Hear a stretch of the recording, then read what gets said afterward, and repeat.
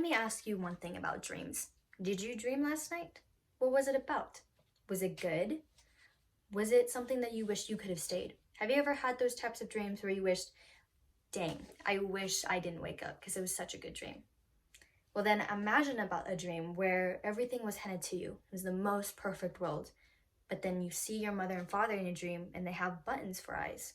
How would you feel if someone came up to you and said, if you dreamt about the perfect world and you can actually live in it forever, would you take it? But the only thing that you had to do was sacrifice your eyes.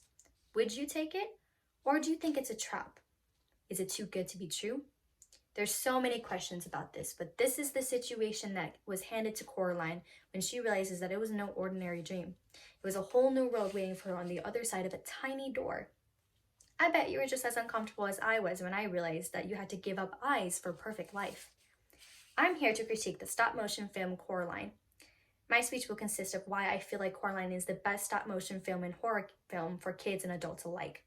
I will explain why I feel like her circumstance is interesting and unique to the story and how the film develops her journey and what she ultimately makes in the end as her decision. Lastly, I will mention the creative work it took to create such a good film and how it was developed. The first reason why I think Coraline is a great movie is because it has a lot of unexpected surprises and mild terrors that is good for kids and adults, and it keeps the audiences at the edge of their seat. Coraline is portrayed as a normal, stubborn teen who moves from Michigan to Oregon and has to create new friendships, but she becomes neglected by her own parents because they're so busy with work. This is what makes her relatable and why the audience ends up feeling for Coraline and realizes, I feel bad for Coraline. What is she gonna do? The second reason of why I feel like it's a great movie is her discovery of an alternate mirror universe. This is what drives the uniqueness of the movie because it is tempting. You realize, okay, this is the situation that Coraline is in. What will she do? What will I do? What will you do if you're in that situation?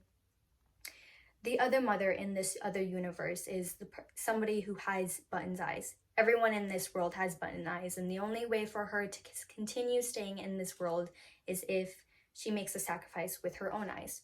Does Coraline do it? She suspects the other mother and realizes her true intentions, that she just wants to keep Coraline trapped in this world for whatever reason she finds out later.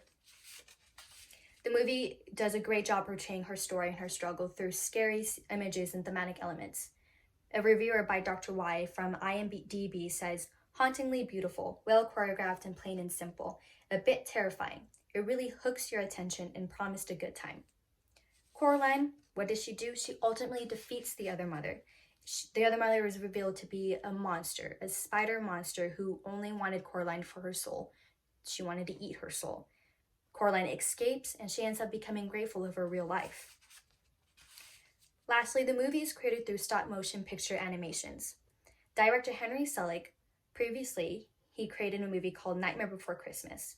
The technology he uses is subtle but scary enough for kids and is subtle enough for kids but is satisfied for adults. The expectation that he sets for Coraline is the same as The Nightmare Before Christmas, which became an all-time fan favorite. The New York Times critics pick A.O. Scott says, Mr. Selick uses the technology to make his world deeper and intriguing, and I agree with him. Director Henry Selick is able to portray the movie pretty well. In the end, Coraline has a lot of wonders through her journey, but she realizes that she's not just a lonely girl from a small town. She becomes a fighter, and she realizes that her life is not so bad when not trying to be eaten by the other mother.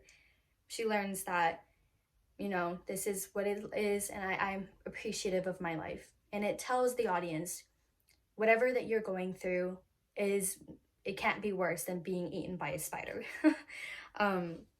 Ultimately, her life is played out in this movie and she becomes grateful.